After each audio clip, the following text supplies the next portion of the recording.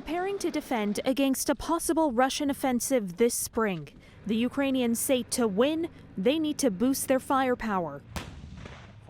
And these German-built battle tanks are a good bet. So we can maneuver, we can fire, and actually we can go back on the counteroffensive, and we can preempt this future attacks that Russia is actually planning. Berlin is facing continued pressure to sign off on sending its Leopard tanks to Ukraine, or at least clear the way for other countries to send them. On Saturday, the Baltic states issued a joint appeal, urging the German government to provide tanks now, adding Germany as the leading European power has special responsibility in this regard.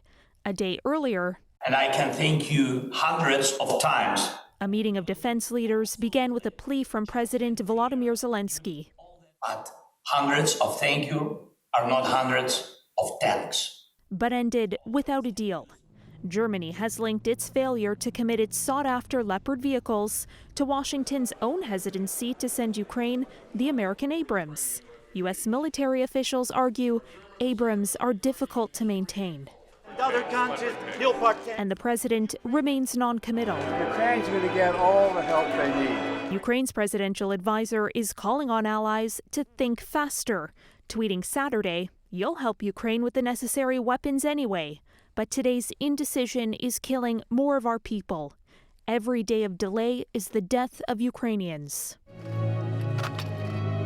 A message underscored by a tearful President Zelensky, who joined mourners at a memorial in Kyiv for Ukrainian officials killed in a helicopter crash this week. Ukraine says it needs about 300 tanks for a successful defense in the next phase of the war.